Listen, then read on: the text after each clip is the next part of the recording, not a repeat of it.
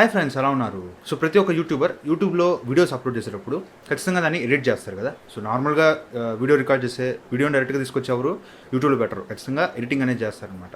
అయితే ఈ ఎడిటింగ్లో చాలామంది కొన్ని మిస్టేక్స్ అనేవి చేస్తుంటారు. బిగినర్స్ గురించి మాట్లాడుతున్నాను.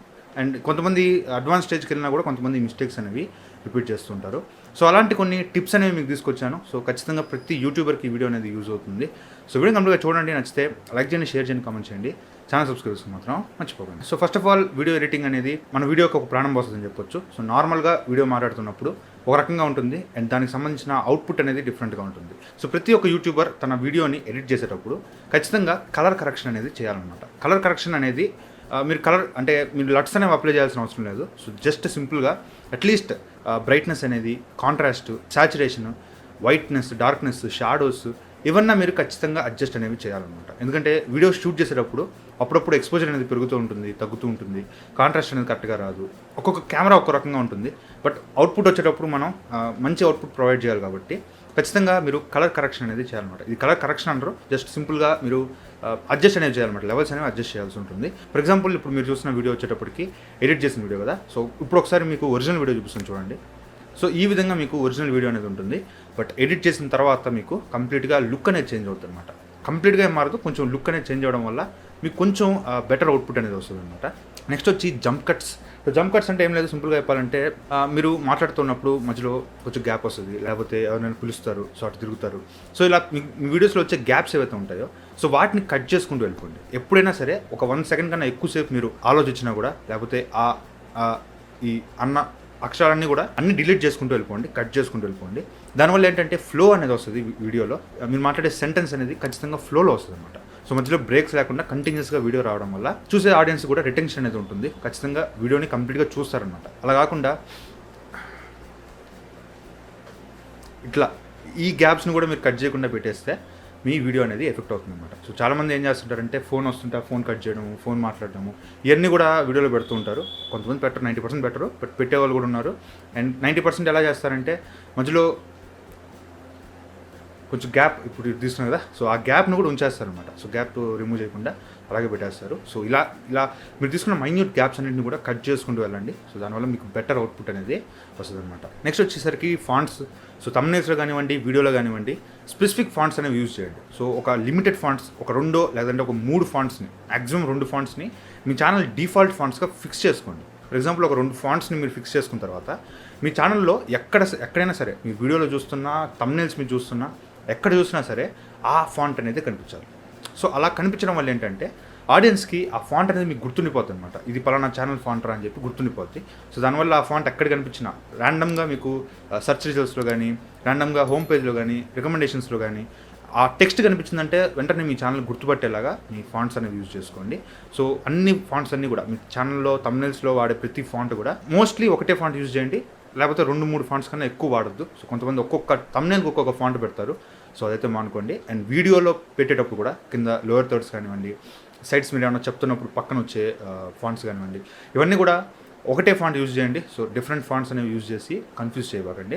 నెక్స్ట్ వచ్చి, సో వీడియో అనేది ఎంత ఇంపార్టెంటో ఆడియో అనేది కూడా చాలా చాలా ఇంపార్టెంట్. సో వీడియోలో మీకు పిక్చర్ వస్తుంది అండ్ కంటెంట్ వస్తుంది, మాట్లాడే మనిషి వస్తాడు, మొత్తం విజువల్లీ మీరు అన్నీ కూడా విజువల్గా చెప్పలేరు. సో ఖచ్చితంగా ఆడియో అనేది ఉండాలి.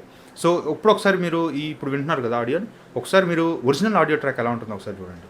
సో ఒరిజినల్ ఆడియో ట్రాక్ అయితే ఈ విధంగా ఉంటుంది, ఇంత నాయిసీగా, ఇంత క్లమ్సీగా ఉంటుంది. సో దాన్ని ఎడిట్ చేసిన తర్వాతే నేను దాన్ని అప్లోడ్ చేస్తాను అనమాట. సో ఫుల్ నాయిస్ వస్తుంటుంది. ఈ నాయిస్లో నేను గట్టిగా 10 సెకండ్స్ మాట్లాడినా కూడా మీకు చాలా చిరాకు వస్తుంది అనమాట. అందువల్ల నేను నాయిస్ రిడక్షన్ అనేది చేస్తాను. చుట్టూ వచ్చే, ఇప్పుడు ఇక్కడ పైన ఏసీ ఉంది, ఏసీ గాలి డైరెక్ట్గా దీనికి కొడుతుంది అండ్ ఫ్యాన్ గాలి కొడుతుంటుంది. సో ఈ నాయిసెస్ అన్నీ కూడా రిమూవ్ చేయాలి మీరు ఫస్ట్ ఆఫ్ ఆల్. సో ఇది రిమూవ్ ఎలా చేయాలనేది నేను మీకు డెడికేటెడ్గా వీడియో చేస్తాను. ఆల్రెడీ అడాసిటీలో ఎలా చేయాలని వీడియో చేశాను, బట్ అది పక్కన పెట్టండి. కొత్తగా మీకు ఇంకా బెటర్గా తీసుకురావాలనేది వీడియో చేస్తాను. మొబైల్ ఫోన్ అండ్ ల్యాప్టాప్ రెండిట్లో చేస్తాను, ఇబ్బంది లేదు. నాయిస్ రిడక్షన్ అనేది ఖచ్చితంగా చాలా చాలా ఇంపార్టెంట్ రోల్ ప్లే చేస్తుంది వీడియోస్లో. అదేవిధంగా ఆడియో గురించి మాట్లాడుతున్నాం కాబట్టి ఆడియోలో మనకి మ్యూజిక్ అనే ఆప్షన్ ఉంటుంది. సో ప్రతి ఒక్క యూట్యూబర్ కూడా మీ వీడియోని జనం చూడాలి, లాస్ట్ దాకా చూడాలి అంటే వాళ్ళని కట్టిపడేయాలన్నమాట. సో ఎలా కట్టిపడేస్తారంటే ఖచ్చితంగా మీరు వీడియోలో మ్యూజిక్ యూజ్ చేయాలి, ఆ వీడియో రిలేటెడ్ మ్యూజిక్ యూజ్ చేయాలి. ఏదేదో తీసుకొచ్చి, ఇప్పుడు నేను ఎమోషనల్గా మాట్లాడుతున్నాను అనుకోండి, సో దానికి ఒక ఫన్ మ్యూజిక్ తీసుకొచ్చి పెడితే అసలు సెట్ అవ్వదు. అలాగే నేను ఫన్గా మాట్లాడుతున్నాను అనుకోండి, దానికి ఏదైనా ఎమోషనల్ సాడ్ సాంగ్ తీసుకొచ్చి పెడితే సెట్ అవ్వదు. అదేవిధంగా మీరు మాట్లాడే టోన్ అండ్ మీరు మాట్లాడే ఆ సీన్ ఏదైతే మీరు వీడియోలో మాట్లాడుతున్నారో, ఏదైతే టాపిక్ ఉందో ఆ టాపిక్ రిలేటెడ్గా, అంటే మీరు నార్మల్ టాపిక్ మాట్లాడుతున్నట్లయితే ఒక నార్మల్ మ్యూజిక్ వెనకాల ఏదో ఒక సింపుల్ మ్యూజిక్ పెట్టేస్తే ఆడియన్స్ రిటెన్షన్ అనేది బాగుంటుంది. సో ఇది ఒక ఇంపార్టెంట్ టిప్ అని చెప్పొచ్చు. అండ్ దాంతోపాటు ప్రివెంట్ వాటర్ మార్క్స్. సో ఇది ఖచ్చితంగా మీరు గుర్తుపెట్టుకోండి. వాటర్ మార్క్స్ అనేవి చాలామంది వాటర్ మార్క్స్ అంటే ఏం లేదు, సింపుల్గా మీరు కైన్ మాస్టర్లో ఎడిట్ చేస్తుంటే కింద మీకు ఇక్కడ లోగో వస్తుంది, ఇక్కడ లోగో వస్తుంది కైన్ మాస్టర్ అని చెప్పేసి.